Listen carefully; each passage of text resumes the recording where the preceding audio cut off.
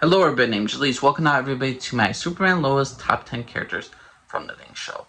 Let's start off with number 10. Number 10 is Jordan Kent. Now here's the thing. I like Jordan.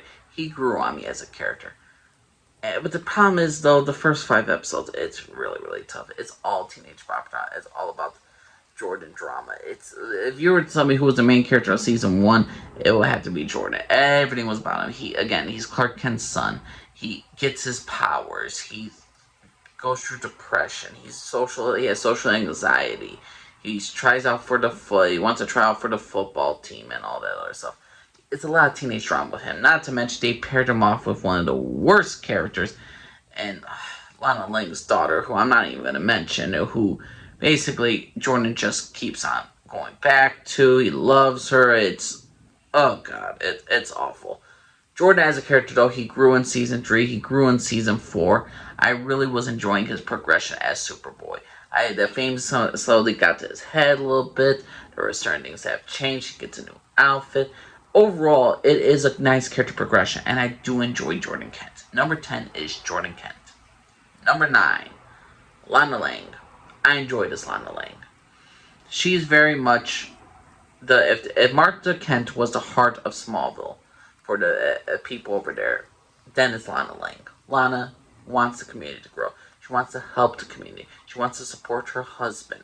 And that's what's all in Season 1. And then Season 2, they go for the mayor arc, which I don't mind her running for mayor. But then they introduce the cheating arc because, the writers are lazy. It's better to introduce the cheating arc, separate her from her husband, so we could have a progression storyline of her getting together with a new dude, because it's a lot easier to write new couples than it is to keep a standard one and keep them healthy and all this stuff without any drama. So Lana Lang as a character I did enjoy. Overall, not my favorite, but I still enjoy her. Number 9, Lana Lang. Number 8, Natalie Irons. Natalie Irons, or Natalie Lane Irons, or as her father calls her, Bug, is a great character. Well, not a great character. She's a very good character. She is the daughter of Lois Lane, the daughter of Steel, from a parallel universe. She comes over there. She has to deal with defectors in our Lois Lane. Another Lois Lane that looks like her mother. She bonds with her, technically, brothers, and Jordan and Jonathan. She's there to protect her father. She's there having his back. She falls in love with a villain's son. She starts to date him and all this stuff. Overall, her progression as a character is very interesting. I like her relationship with Lois Lane's freaking father. Like, the daughter dealing with her grandfather from another universe was just extra spice. Overall, I did enjoy this character. She was smart, she was funny, but she was very human in a sense. She didn't feel like a freaking, like, hey, this is a CW, we need to have her have the drama. She's a girl who's been through wartime. She's a girl who has gone through something really terrible in her life. And the fact of the matter is, she's trying to grow up. She's trying to get out of her shell. She's trying to, interact with normal teenage kids. She's trying to interact with people from a different world that are not her friends. And she's trying to make new life. She's trying to make a new life for herself. And she's struggling whether she wants to be in high school, go to college, or work for the government, like how she's doing, because she's very smart. Overall, I like Natalie Lane. I think she's very good. Or Natalie Irons. I think she was great. So, Natalie Irons or Bug, number 8. Number 7, I give to Tal-Rho. Tal-Rho, Morgan Edge, the half-brother of Superman. I enjoy this character. You can see why he's the way he is. He has an abusive father who turned him into a freaking, kind of like a monster. He would torture his son from a young age. He thinks humans are nothing but crap. But the thing is, though, he loves his brother. He does have that familiar bond with Superman. And the fact this character disappears after Season 2 is beyond stupid. And I wish we had him more. The brother of freaking Superman, and you decide not to have him in Season 3 and Season 4? You don't decide to mention him? You don't think he could get a cameo appearance? The brother of freaking Superman? Of course not. Number 6, Bruno Mannheim. I just know this guy is Tyrese from The Walking Dead. I don't know the actor's name. I keep forgetting. Bruno Mannheim. You ever want a true boss in Metropolis that wasn't Lex Luthor? Look at Bruno Mannheim.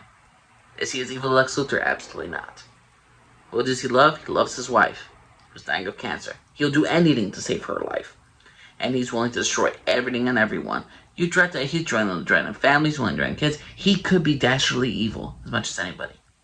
But he's evil for a product of his own environment, for being poor, for people not paying attention to the city.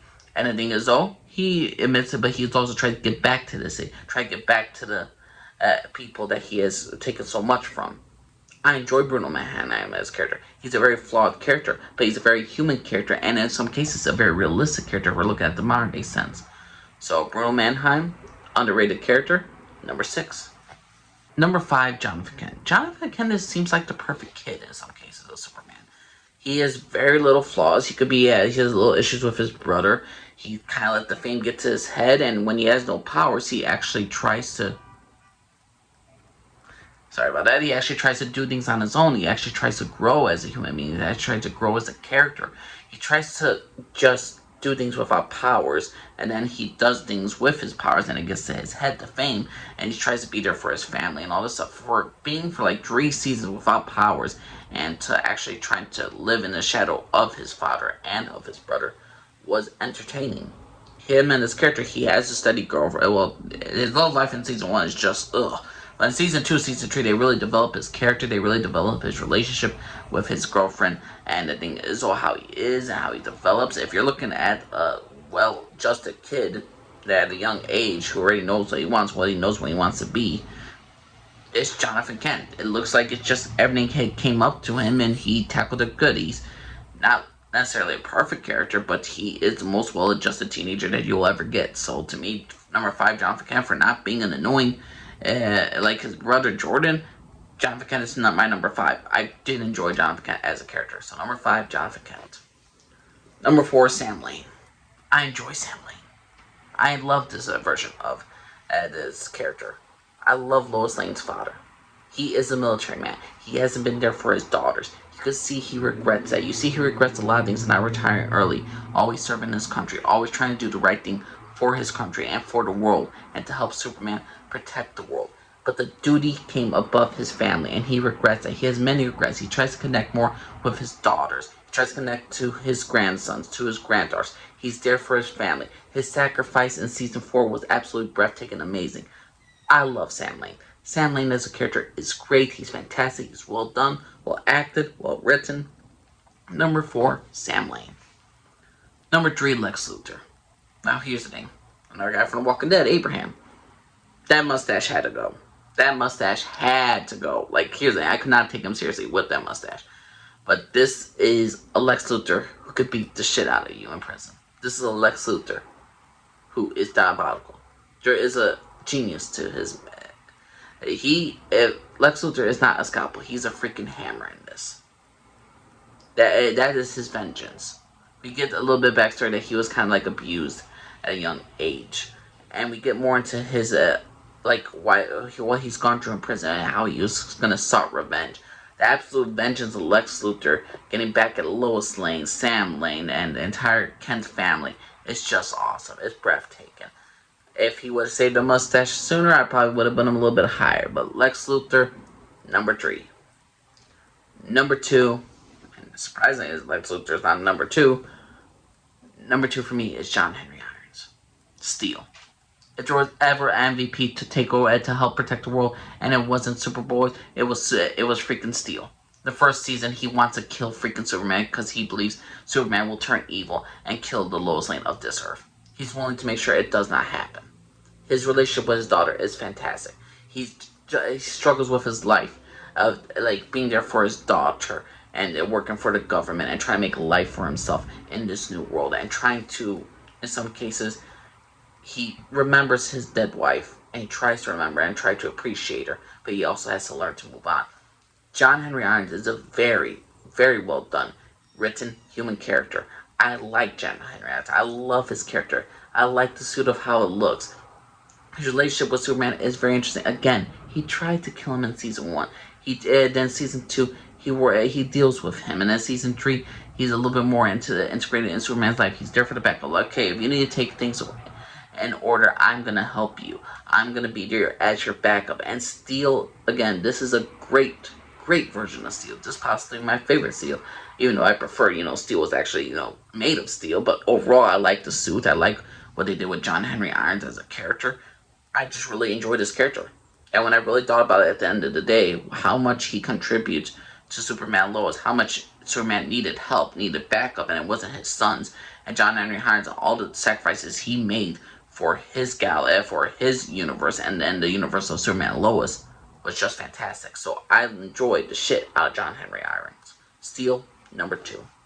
Number 1, a lot of people say Superman and Lois. Nope. If you all want anything, I will make a separate video of why I do not like Superman Lois and Lois Lane. I do not like the Lois Lane version of this character. Number 1 is Superman, obviously, because it's all about him. Superman, as a character, even though, I'm going to be brutally honest with you, I did not like this version of Superman because this was a CW Superman. The thing is, though, when I watched the show, I heard that this is not actually connected to the CW. And thank God for that. And thank God they changed the suit because the actor did a fantastic job. If Tom Welling was the perfect teenage Superman growing into becoming a man, then this actor, I'm forgetting his name, I think Tyler something, he did a great job of portraying a dad Superman. His excitement with his kids, we're going to a wrestling thing, or trying to connect with his kids, and how he's so old-fashioned, so out of place, how he tries to connect with the people of Smallville, was just utterly fantastic. He embodied so much of what makes Superman so good. And again, just the difference between this character and the one that was portrayed on Supergirl. The Supergirl suit was god-awful.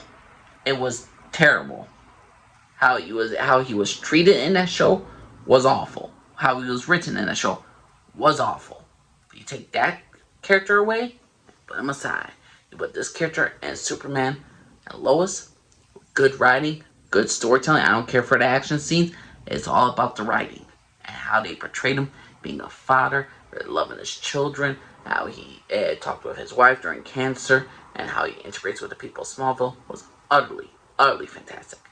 Number 1 character, Superman, and this actor proved me wrong, and I'm glad he did. This is a great Superman. No one should disrespect this actor for his portrayal of Superman. He did a great job with the role he was given. I'm not going to even talk about the Supergirl one, because literally, that will have to be 2 separate ones. If you want to tell me these 2 are the same, absolutely not. You're going to have to get a separation one, because that version of Superman Lois is by far was the worst I've seen in Supergirl. But this version of Superman, you cannot tell me he's not better written than Henry Cavill's Superman. He may not look like Superman as Henry Cavill, but he's downright written better. So everybody, what y'all think of my top 10 characters of Superman and Lois? You think I was wrong? You think I was right? You think Lois Lane should have been on the list? I absolutely disagree. You think Lana Lang's daughter should have been on the list? No, we're not even going to mention that character. Goodbye, good boom, you're gone. No. So what's your personal top 10, everybody? I'm the least and everybody. Bye-bye.